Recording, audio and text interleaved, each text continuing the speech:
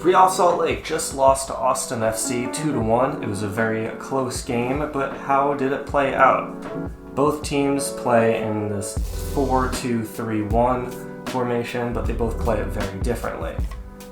Now, in possession, Austin likes to move into sort of 3-2-5, like a lot of top European teams.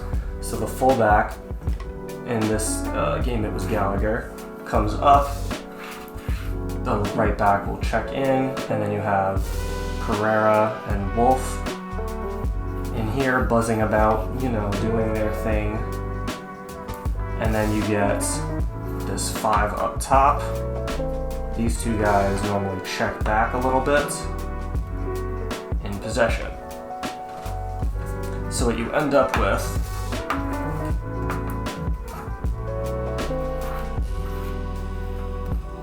is something like this. And when defending, Real Salt Lake was doing something kind of weird. They were defending in a little bit of a 4-3-3 as opposed to a 4-2-3-1, so they had the front three narrow and trying to press, but not pressing really well. And now this formation lets Austin build up slowly, keep control, and they have this box midfield, which again is prevalent across the top teams in Europe. Man City, Arsenal, Barcelona have all been doing this. Austin not quite as good at doing it for obvious reasons.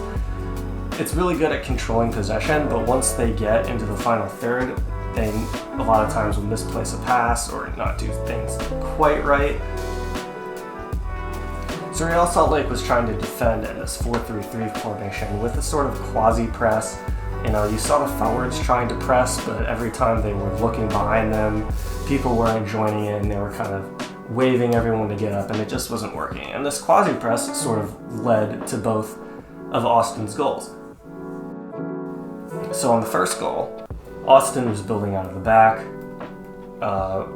Real Salt Lake went to press, but because this midfield was back and this back four was back here, you had all this space in here with no one really pressuring 6 Pereira. So as this press came in with no one behind, it was very easy to just bypass, and then they tried to close down and they just played out of it over here. And now Real Salt Lake trying to drop back, and then they're just getting moved around. Austin FC is up, and this midfield is moving the ball around, and then the ball gets here, and the forwards aren't dropping back effectively, which means the midfield is kind of on its own. And once this ball gets out to the fullback, Gallagher, he cuts in here. The commentators were saying that they should have closed him down quicker, but I don't really agree, because if you look here, he didn't really have that many other options. It was really just hitting a worldie into the top right corner. Real closed him down, kept the space tight. The back four was tight. There wasn't much for him to do, and it was just a wonderful strike. But this did give Austin a lot of control and possession, even though they're not so good at capitalizing it. But that's a separate issue. Now with the second goal, it was the same sort of thing. So you had back three, and in this case Pereira. This is Pereira. Shifted back, and now we have both fullbacks up, and then both the midfielders here, forwards in here. Yes. But what happened here was you had Real Salt Lake forwards pressed up, you had the midfield pressed up, and the back four was way back. So you see this just massive gap right here. But Real Salt Lake left this massive gap, just let them hit Wolf in. And once again, they closed down quickly, but he just hit a beautiful strike. And there's nothing that Real could have done about that. But it is kind of, the result is unlucky, but Austin did have a lot of control in possession, even though they didn't make that many great chances with it.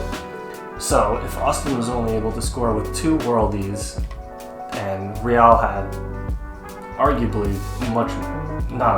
they had a lot more shots, why couldn't they find an equalizer? They had more possession, why couldn't they turn around chances? Well, in possession, Real Salt Lake was still in their 4-2-3-1 formation. Their fullbacks got wide, forwards up, pivot played, and you have the 10 here. But Austin shifted into 4-4-2 in defense. Again, another thing that teams like Manchester City do. And so they were able, Zarda is one of the guys up here, able to block off the double pivot and prevent this pass from going in. So, and with the fullbacks so high, all Real could really do is just, kind of shuffle it around here, not really troubling anybody. And that was a majority of their possession. But when they were able to get it through, usually it was a ball played out here, and then they played direct. So the ball got here, and they every time were looking for this half space right there.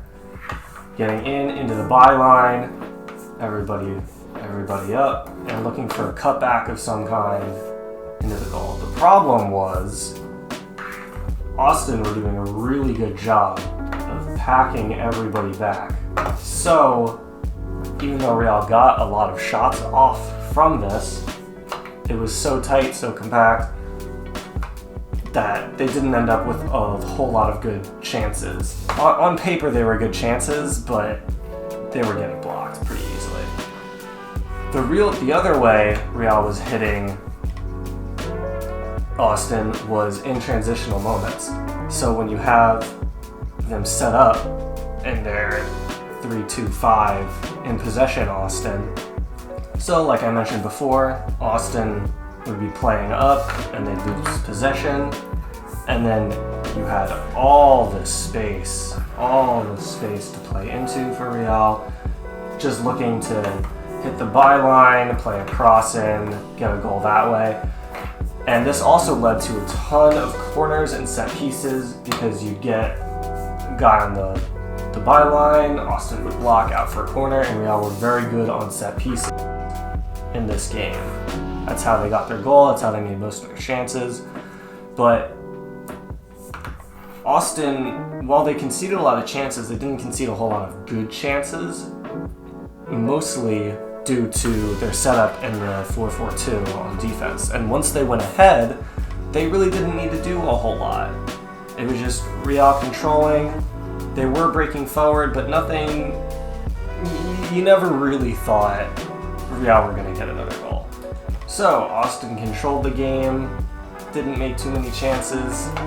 In the future, can they control games and make more chances? I don't know. Do they have to rely on worldies every time? Probably isn't ideal. And can Real turn this direct play into more goals, get better set pieces, and more importantly, play better in possession? Because they really didn't have an answer for Austin's setup, besides Austin making a lot of individual defensive errors, but their defensive system was great. So can Real Salt Lake improve in that way? I don't know, maybe. It's the beginning of the season. Who knows? And that's it for the first episode of the Backseat Soccer Show with Kyle. Everybody say thank you, Kyle. This is the first time we've done it, so we're only going to improve from here. And if you liked it, go on, give it a like, give it a subscribe. And if you didn't like it, you can also unsubscribe if you had already subscribed. Just letting you know that. So thanks, and see you next week.